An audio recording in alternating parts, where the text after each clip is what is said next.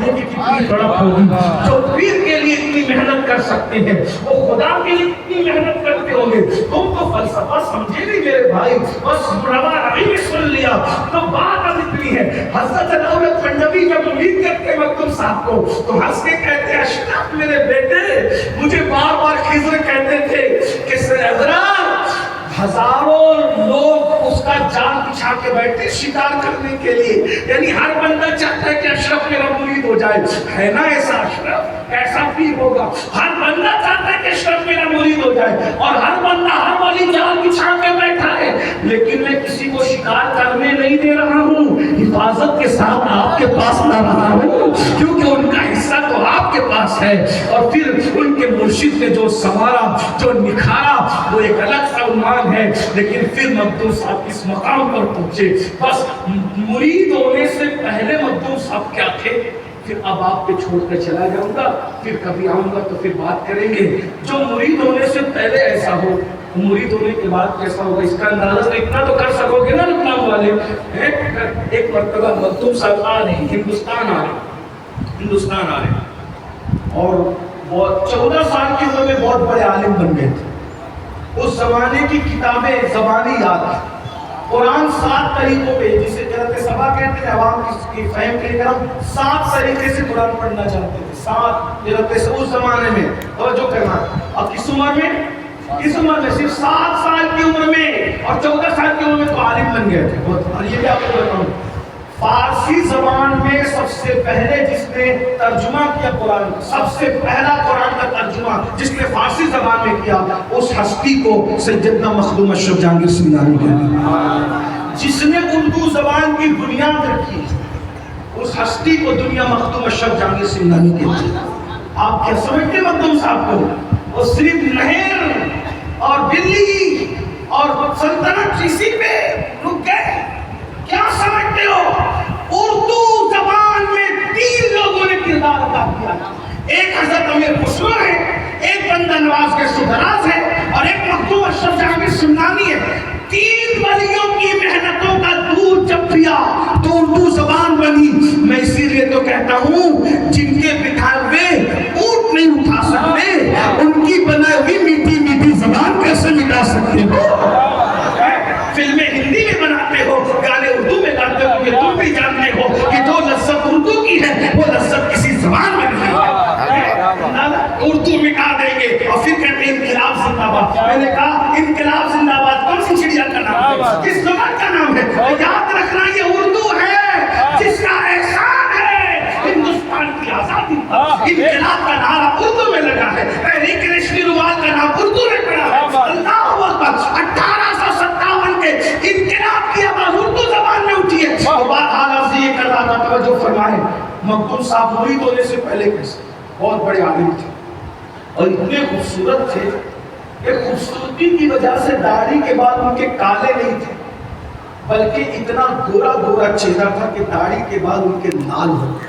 خوبصورتی کی تھی, کیونکہ حسن جب اتنا ہو جائے تو پھر بالوں میں سیاہی نہیں بلکہ سرخی آ جاتی ہے. اور اس پر جو ہے پان نوش فرماتے تھے, پان کا شوق تھا. اسے شروع مت کر دینا, بول کے ایسے تقریر کی. تو تقریر کے بعد کچھ 15-16 سال کے چھوکرے سب منہ چلاتے میرے سامنے. میں نے یہ کدھر, کبھی آپ نے کہا نا مخدوم صاحب پان کھاتے, میں نے کہا میرے بیٹے عمر ہوتی ہے 16 سال کی تو پان کھانے کی عمر نہیں, کم سے کم 40 کے اوپر جاؤ, پھر بھی کوئی ضروری نہیں. بار بار توجہ فرمائے, منع بھی نہیں کر رہا ہوں کیونکہ اس چیزوں میں بھی کبھی کبھی مبتلا ہو جاتا ہوں. توجہ فرمائے, تو اس پر ہونٹ بھی بڑے سرخ ہوتے تھے, ہونٹوں کی سرخی ہوتی تھی, داڑھی سرخ, اور اس پر آپ سمجھ سکتے ہیں وہ چہرے پر حسنی سیادت کا وہ بھازا کیسا لگتا ہوگا علی کا لال. تو آپ سفر میں تھے, حالت سفر میں آپ کی عادت تھی, یہ بھی سن لیں کہ مخدوم صاحب کہتے ہیں کہ جب میں کسی شہر میں جاتا ہوں تو جو زمین کے اوپر اللہ والے اور علماء ہوتے ہیں ان سے بھی ملتا ہوں, اور جو زمین کے اندر ہوتے اللہ والے ان سے بھی ملتا ہوں. آج کل تو ملنے جلنے کی رسم بھی ختم ختم ہو گئی. اور پھر فرماتے ہیں جو اللہ والے زمین کے اوپر ہیں ان کے پاس بھی خالی ہاتھ نہیں جاتا، اور جو اللہ والے زمین کے اندر ہیں ان کے پاس بھی خالی ہاتھ نہیں جاتا. مکتوب صاحب کا بڑا خوبصورت جملہ ہے، اللہ والوں کے پاس خالی ہاتھ جاؤ گے نہیں تو خالی ہاتھ واپس بھی نہیں آؤ گے. اس لیے اپنے بزرگوں سے ملا کرو. تو مکتوب صاحب کہتے ہیں کبھی خالی ہاتھ نہ ملا. بزرگ زمین کے اندر ہے، کچھ نہ کچھ لے جاؤ، زمین کے اوپر ہے، کچھ نہ کچھ لے جاؤ. میں تو یہی کہتا ہوں تمہارے امام سے بڑا بزرگ تمہارے نزدیک کون ہے بھائی؟ کم سے کم امام صاحب کی تنخواہ 5,000 7,000 8,000 ہے، اسی پہ یہ امام لوگ گزارا کرتے ہیں. مقرر کو بلاؤ گے گھنٹے کی تقریر کا 50,000 دو گے، 40,000 دو گے، ہے نا. پھر صاحب کو بلاؤ گے ان کو بھی نذرانے دو گے. دو میں منع نہیں کرتا ہوں، لیکن جو امام بچے کے کان میں اذان دینے سے لے کر مکتب پڑھانے تک، مکتب پڑھانے سے لے کے آپ کا جنازہ تک، جنازے سے لے کے ٹہلوں کی 10ویں کی 20ویں کی تیجے کی فاتحہ تک جو سب کچھ کرتا ہو اس کو 7-8 ہزار پہ دے کر غلام بنا کر کے رکھتے ہو. کیا ایسا نہیں ہو سکتا کہ مسجد والے کتنا ہی دیں، ہر مسلمان اپنے اوپر طے کر لے کہ کم سے کم 50 روپے جمعہ کی نماز پڑھنے جاؤں گا تو اپنے امام کو نذرانے کے طور پہ پیش کروں گا، اپنے مؤذن کو نذرانے کے طور پہ پیش کروں گا. بھائیو بتاؤ اگر 500 مصلی ایک مسجد میں جمعہ کی نماز پڑھتے ہیں تو جتنی تنخواہ مہینے کی امام کو نہیں ملتی اتنا ہفتے کی امام کے ہاتھ میں آ جائے کرے گا. کیوں؟ اماموں کی ضرورت پوری کرنا اپنا کام ہے، کیونکہ جتنا اسکول کی فیس میرے بچے کی ہے اتنی امام کے بچے کی بھی تو ہے. میرا بچہ اگر آئس کریم کھانے مانگتا ہے تو امام کے بچے کا دل بھی تو چاہتا ہے آئس کریم کھانے کا.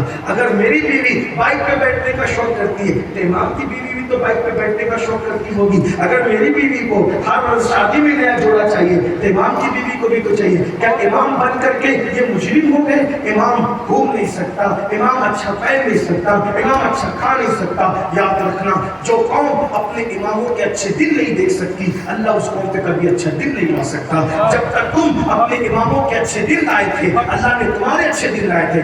اچھے دن جھوٹے لیڈروں کی وعدوں سے نہیں آئیں گے. اچھے دن اماموں کو اچھے دن دکھاؤ، اللہ عوام کو اچھے دن دکھائے گا. یہ بات میں صرف یوں ہی نہیں کہہ رہا ہوں، ذمہ داری دو. اور یہ 50 روپے تو عوام کے لیے کہا، اور مالدار جو ہے وہ بڑھ چڑھ کر اماموں کی خدمت کرے.